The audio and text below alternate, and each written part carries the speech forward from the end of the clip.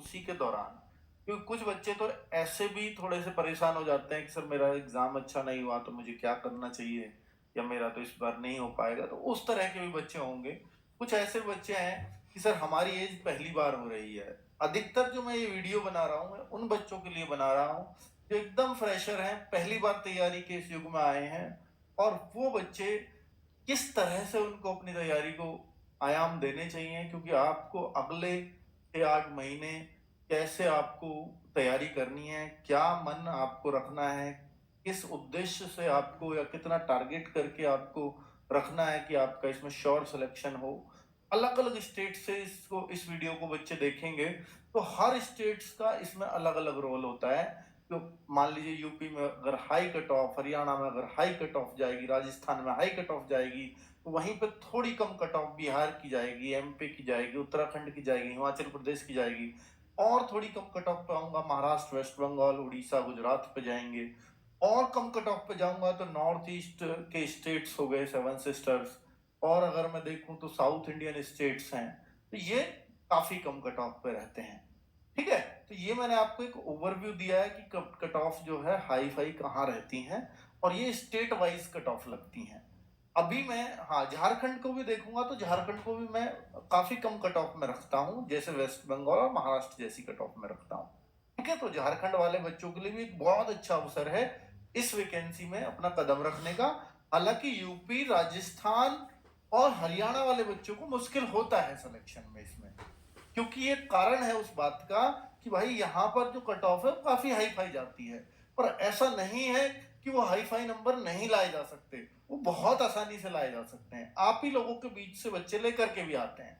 ठीक है, अब इसके बारे में आज जिसको वीडियो बनाने जा रहा हूं तो थोड़ा सा उसके बारे में बताऊंगा कि भाई देखो, अगर आप फ्रेशर स्टूडेंट हैं या आप फेलियर स्टूडेंट और आप अपने आप को देखना चाह रहे हैं कि मुझे एक बार लास्ट अटेम्प्ट बहुत मन से एसएससी जीडी 2026 देना है, तो मैं उस के बारे में आपको ये जानकारी देने आया हूं कि आप कैसे अपने आप को अभी से प्रिपेयर कर सकते हो। तो बच्चों, इसमें अगर मैं बोलूं कि भाई देखो, फॉर्म आपको मालूम है कि ये वैकेंसी ऐसे 26 या 26 ही बोलेंगे इसको, 25-26 भी नहीं बोला जाता। कैलेंडर ये 25-26 का है, एसएससी के कैलेंडर से डेट लेके आया हूं कि इसको, इस वैकेंसी का नाम होता है कांस्टेबल जीडी इन CAPF, central armed police force. इसमें लिखा हुआ है एनआईए, एसएसएफ और असम एनआईए हो गया, एसएसएफ हो गया, और राइफलमैन यानी असम राइफल जीडी को बोलते हैं ये। और ये सेंट्रल आर्म फोर्सेस में सीआईएसएफ, बीएसएफ, सीआरपीएफ, एसएसबी, ये 4 आती हैं। आईटीबीपी भी इसमें ही आती है। तो भाई जैसे डेट ऑफ एडवर्टाइजमेंट है 11 नवंबर 2025 को फॉर्म आएंगे, पहले से डेट फिक्स है। और 15 दिसंबर इस फॉर्म की लास्ट डेट होगी। और आपका जो एग्जाम होगा वो मार्च अप्रैल में होगा अगली बार। इस बार फरवरी मार्च में हो रहा है, अगली बार 1 साल बाद सही होगा, मार्च अप्रैल में सही। एक और बात बता दूं कि जैसे बच्चों ये भर्ती आती है ना, कि मान लीजिए नवंबर में आती है और मार्च अप्रैल में इसका एग्जाम होता है, तो सबसे अच्छी बात यह है कि आपकी जुलाई अगस्त तक ज्वाइनिंग भी हो जाएगी। यानी अगर आप देखो तो टोटल ज्वाइनिंग में 8 से 9 महीने पूरे प्रोसेस में लगते हैं। अब जितनी फास्ट तरीके से चलते हैं, 8 से 9 मंथ्स में सिलेक्शन करके ये आपको भेज देते हैं। ठीक है, अब मैं आपको दिखाता हूं कि ये कितनी वैकेंसीज आती हैं, हजारों पद क्यों आएंगे। तो आप एक बार ध्यान दीजिए कि देखिए, जब 2021 में ये वैकेंसी आई तो 25,271 पद आए, और ये हर साल आ रहे हैं। आप देख रहे होंगे 21 में, 23 में, तो 21 में ये लास्ट में आया, तो 23 में शुरू में ही आ गया, तो 22 जो बीत, जिस साल नहीं आई तो बहुत ज्यादा फील नहीं हुआ बच्चों को, तो इसको लगातार ही माना गया, क्योंकि 13-14 महीने का ही फर्क था। तो 25,271 21 में आई, फिर 23 में आई 50,187, फिर ये मार्च में आई 46,617, जनवरी में आई 39,481, और अब जो है ये दिसंबर जनवरी में आई। और ये भी यहाँ गलत लिखा हुआ है कि मार्च अप्रैल 2026 में, ये एग्जाम डेट लिखी हुई है, ये सब एग्जाम डेट लिखी हुई है, भर्ती तो अगस्त में आई थी। ठीक है, तो ये एग्जाम डेट है, इस बार मार्च अप्रैल में होगा एग्जाम डेट, क्योंकि डेट ऑफ एडवर्टाइजमेंट होता तो ज्यादा अच्छा रहता। पर ये लगातार इन्हीं सालों में ऐसे वैकेंसीज आती रही हैं। तो यहाँ आप देख रहे हो भाई देखो ये ज्यादातर जो वैकेंसी होती है, अभी इसमें हो सकता है ये प्लस हो वैकेंसी, अभी इसका मतलब जब फाइनल रिजल्ट से जस्ट पहले भी ऐसा होता है, या ये जो एग्जाम का रिजल्ट है इससे जस्ट पहले भी ये वैकेंसीज बढ़ जाती हैं, बढ़ सकती हैं, तो ये भी 39 से 50 के आसपास पहुंच जाए, तो आप फिर ये देखोगे कि करीब करीब ये 45-50 हजार के आसपास ये वैकेंसीज आती रही हैं। उससे पहले और भी ज्यादा आती थी, पर ये पहले रेगुलराइज नहीं थी, हर साल नहीं आती थी, पर जब से हर साल आती है तो एक लिमिटेड सा नंबर फिक्स हो गया है जिसको आप 40-50 के बीच कह सकते हो। तो यहां भी आप कितना मान सकते हो कि एसएससी जीडी में 40-50 हजार वैकेंसी आएंगी, और बहुत ज्यादा खुश होने की इसलिए जरूरत नहीं है क्योंकि ये जो वैकेंसीज है ना ये स्टेट वाइज होती हैं। हो सकता है यूपी के हिस्से में 40-50 हजार में जनसंख्या के हिसाब से 4,000 वैकेंसी आ जाए, ऐसे फिर राजस्थान में कुछ वैकेंसीज आ जाएं, ऐसे फिर एमपी में स्टेट की जनसंख्या के हिसाब से, हालांकि जिस हिसाब से जनसंख्या है उससे कोई मतलब नहीं है वैकेंसीज के बढ़ने का। इस वैकेंसीज के बढ़ने का मतलब उससे है कि हमारे पास जो फोर्सेस हैं वो राज्य के हिसाब से कहां से कितनी कम पड़ रही है ताकि उस राज्य को टैकल कर सके। तो ये ऐसा कतई नहीं होता कि इस राज्य की जनसंख्या के हिसाब से हमें वो निकालनी है वैकेंसी, पर हमें बांग्लादेश में डेप्यूट करनी है, मान लीजिए चुनावों में ड्यूटी लगानी है इस फोर्स की, सीआरपीएफ की मान लो, तो सीआरपीएफ बहुत ज्यादा चाहिए जो बंगाली बोलती हो, और बंगाली कौन बोलेगी, जो बंगाल के लोग होंगे। तो फिर वहां पर पता लगता है कि बंगाल के लोगों को और भर्ती करने की जरूरत है, तो फिर वहां बंगाल में वैकेंसी ज्यादा क्रिएट हो जाएंगी। तो ये इस तरीके से स्टेट वाइज वैकेंसीज क्रिएट होती होंगी, ऐसा नहीं है कि जैसी जनसंख्या वैसी वैकेंसी, ठीक है। तो ऐसा आप इसमें क्लेम भी नहीं कर सकते।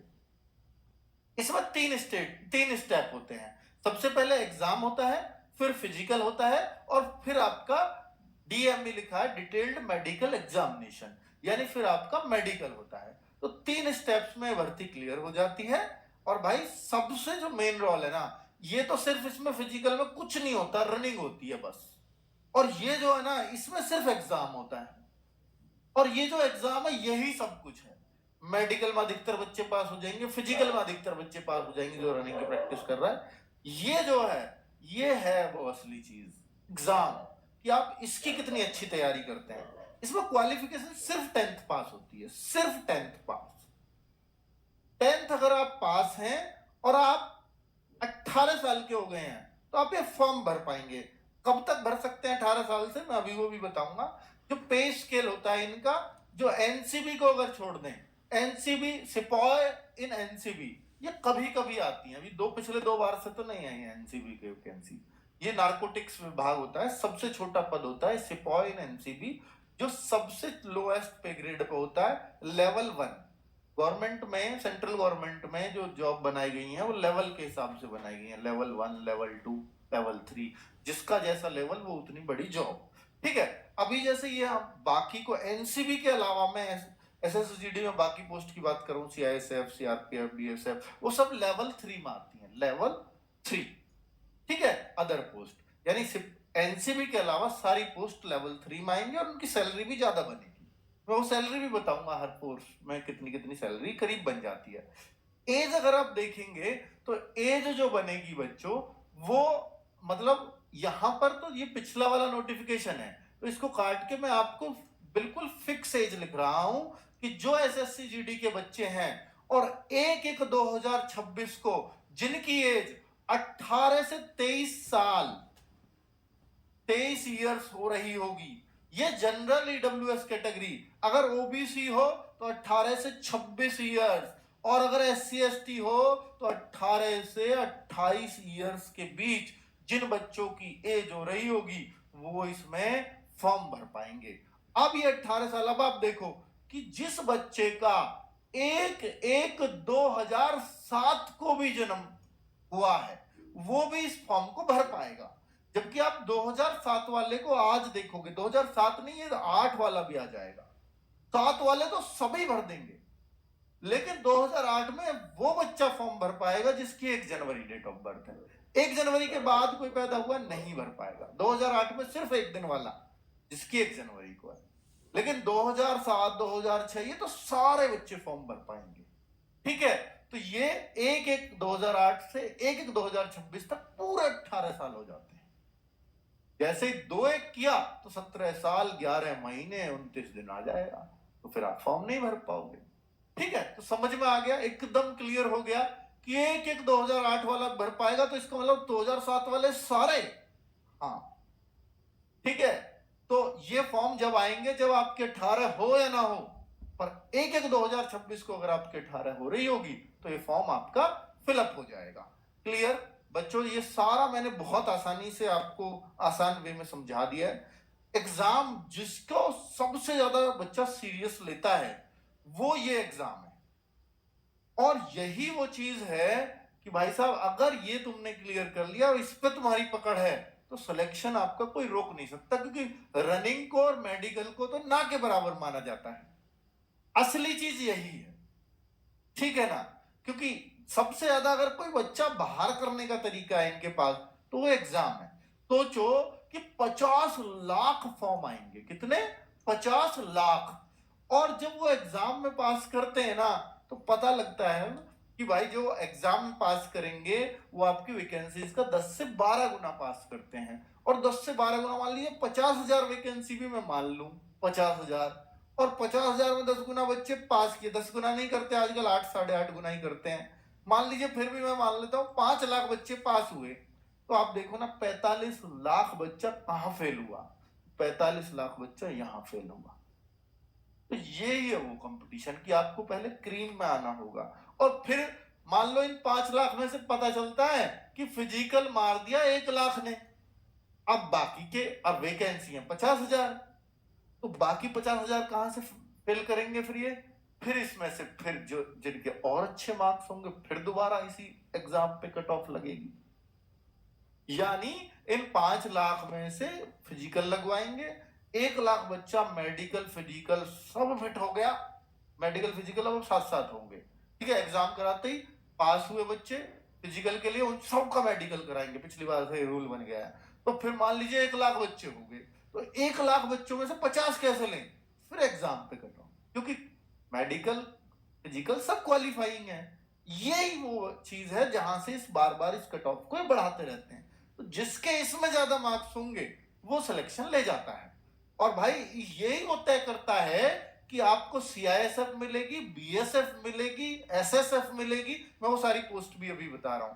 देखिए इसमें रीजनिंग के 20 क्वेश्चन आते हैं, जीएस के 20 क्वेश्चन आते हैं, मैथमेटिक्स के 20 क्वेश्चन आते हैं, और इंग्लिश हिंदी में से कोई एक सब्जेक्ट आपको चुनना होता है, हम बच्चों को हिंदी रिकमेंड करते हैं, और वो 20 क्वेश्चन आते हैं। तो यहाँ 40 नंबर के, यानी एक क्वेश्चन 2 नंबर का होता है, तो कुल मिलाकर के 160 में से मेरिट बनती है, 160 में से किसके ज्यादा मार्क्स होंगे।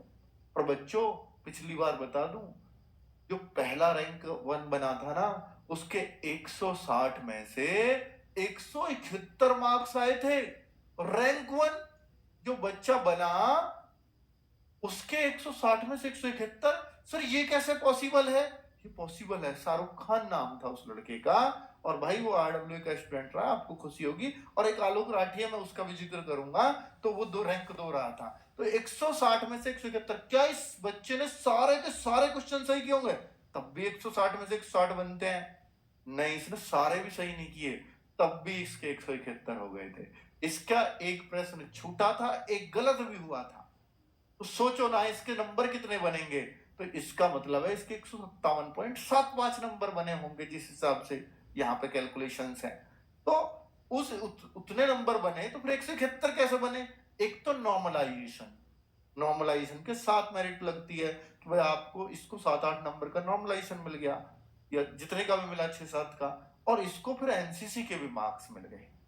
एनसीसी के नंबर होते हैं सी सर्टिफिकेट के 160 का 5%, 16 8 नंबर एनसीसी के मिल सकते हैं। तो इस वजह से नंबर इस बच्चे के इतने बन गए। पर एक बच्चा था जिसने पूरे 80 में से 80 सही किए, उसके 160 में से 160 आए, मतलब वो करके आया। अब लेकिन उसको नॉर्मलाइजेशन मिला 7 नंबर का, 160 में से 167, जिसका नाम था आलोक राठिया, रैंक 2 रहा। इसका 160 में से 167 रहा, ये रैंक 2 रहा, क्योंकि 7 नंबर इसको नॉर्मलाइज, लेकिन इसके पास एनसीसी के मार्क्स नहीं थे, ये बच्चा एनसीसी में ज्यादा ले गया इससे, ठीक है। तो ये ऐसे भी होता है इसमें, तो ऐसे ऐसे भी बच्चे होते हैं, और मैं कह रहा हूं 160 में से 160 प्लस नॉर्मलाइज होकर 100 से ज्यादा बच्चे थे, 100 से ज्यादा, दोन से तो अभी मिलवाऊंगा आपको, 100 से ज्यादा बच्चे थे। तो सोचो जिनकी रैंक 100 तक आई होगी वो तो 160 से ज्यादा ही रहे होंगे सब, है ना। तो भाई साहब ये कंडीशन रहती है इसमें। तो सर ये इतने इतने नंबर आते हैं, हाँ आते हैं इसमें।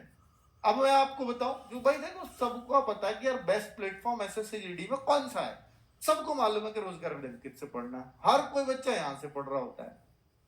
तो जब एक ही प्लेटफॉर्म है जहां से सबसे ज्यादा बच्चे पढ़ते हैं तो फिर आ सकते हैं भाई नंबर। जाहिर सी बात है कि जब हम एक ही जगह से शिक्षा ले रहे हैं, सबको क्वालिटी वाली शिक्षा मिल रही है, फिर वो अच्छा ही स्कोर करते हैं, अच्छे बच्चे वहां पर, ठीक है, जो मेहनती बच्चा है। अब बच्चों एक स्टेप हो गया एग्जाम, दूसरा स्टेप हो गया फिजिकल। 5 किलोमीटर 24 मिनट में भागना है, ठीक है। फीमेल को 1600 मीटर 8.5 मिनट में भागना होता है। लद्दाख रीजन को थोड़ा छूट होती है, लद्दाख वालों को ये होता है 1600 मीटर 7 मिनट में लड़कों को और 5 मिनट में 800 लड़कियों को, ठीक है। वहां ऑक्सीजन की थोड़ी कमी वमी होती है, उस हिसाब से ये छूट दी रहती है। बाकी सब जगह यही लड़कों और लड़कियों का फिजिकल है, हर जगह का, ठीक है। हाइट भी नपती है इसमें, लड़कों की हाइट 170 सेंटीमीटर, जो करीब करीब आप देखोगे तो 5 फीट 7 इंच के आसपास बनता है, और लड़कियों की हाइट 157 सेंटीमीटर, अगर इसको इंच में भी नापने लगो तो 5 फीट और 2 इंच के आसपास ही बनती है, ठीक है। तो और बाकी अलग अलग, जैसे एसटी के लड़के या लड़कियां उनको छूट होती है, या मेल को या फीमेल को, ठीक है। और बाकी जो शेड्यूल ट्राइब के हैं नॉर्थ ईस्टर्न, उनको और ज्यादा छूट होती है, लद्दाख रीजन को और ज्यादा छूट होती है, तो वो सब यहाँ लिखा हुआ है, ठीक है बच्चों। सबकी अलग अलग कंडीशंस होती है। बाकी नॉर्मल एरिया में 170 सेंटीमीटर लड़का और 157 सेंटीमीटर लड़की की हाइट। अब बच्चों यहां पर मैं अगर आपसे बोलूं कि यहाँ 80 जो सेंटीमीटर जो चेस्ट यानी हाइट के बाद क्या हो गया, लड़कों की चेस्ट नपती, लड़कियों का वेट नपता है, लड़कों की चेस्ट लड़कियों का वेट। तो जो लड़कों की चेस्ट है वो 80 सेंटीमीटर अनएक्सपेंडेड, यानी वो जो अनएक्सपेंडेड इसमें जैसे भी लिखा है मैं आपको बता देता हूं कि जैसे 80 प्लस 85, यानी बिना फुलाए न्यू नॉर्मल 80, ऐसे सांस भर लो तो 85, जैसे आप सांस भरते हो तो ये फूल जाती है चेस्ट आपकी, तो वो 5 सेंटीमीटर का फुलाव भी होना चाहिए, है ना। तो ऐसे फूल के फ्लो ज्यादा बैठनी चाहिए। तो और अलग अलग रीजन की ये भी, एसटी वालों को 76 सेंटीमीटर बिना फुलाए, 5 का फुलाव।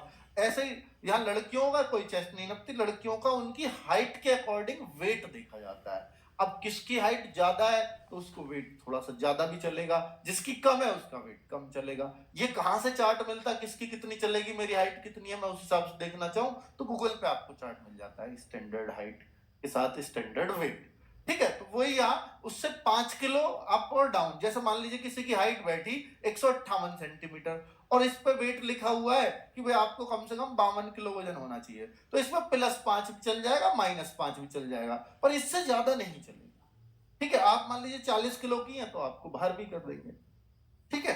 तो ये होता है कंडीशन। अब अगली बात कि इसमें कौन कौन सी पोस्ट होती हैं। इसमें जो पोस्ट होती हैं वो बीएसएफ होती है, जो बॉर्डर, भाई देखो इस फॉर्म को जो भरता है ना वो देशभक्ति की भावनाएं उसके अंदर होती हैं, वो जाहिर सी बात। आप आर्मी में अग्निवीर हो गया, अग्निवीर वाले बच्चे जो आर्मी का सपना देखते थे वो सारे बच्चे किस तरफ शिफ्ट हुए, एसएससी जीडी की तरफ। आप हाई कट ऑफ किस लिए भी देखते हो, उसका कारण ये भी है कि आर्मी में जो बच्चा जाता था अब वो नहीं जा रहा, अब वो एसएससी जीडी की तरफ हो गया, क्योंकि उसको भी फ्यूचर सेफ चाहिए। अब अग्निवीर में बच्चों में ये मैसेज गया है भाई 4 साल में तो उसको घर ही आना है, हालांकि वहां भी 25% बच्चे परमानेंट होते हैं, पर उस रिस्क को कोई नहीं चाहता, तो सारा बच्चा इस तरफ आ गया।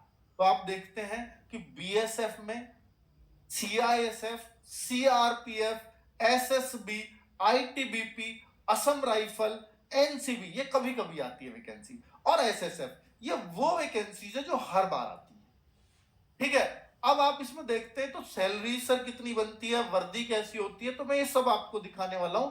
सबसे बेहतरीन जो जॉब है चाहे लड़कों के लिए चाहे लड़कियों के लिए, अगर इसके अंदर माना जाता है किसी को तो वो एसएसएफ, जो सबसे नीचे लिखी हुई है, सर इसमें क्या बेहतरीन है ऐसा। मान लो कोई कहता है कि भाई मैं जो तैयारी करूंगा, मैं अपनी आगे की भी तैयारी, बस मैं अभी पहले एक जॉब ले लूं और फिर मैं आगे की बेहतरीन तैयारी करना चाहता हूं अपनी, और मुझे वर्दी का भी थोड़ा शौक है, मैं नहीं भी कर पाऊं तो मैं वर्दी वाली नौकरी ये कर लूंगा जिंदगी भर। जिंदगी भर कैसे? इसमें सैटरडे और संडे आपका परमानेंट ऑफ किसी भी नौकरी में नहीं मिलेगा, इसमें मिलेगा।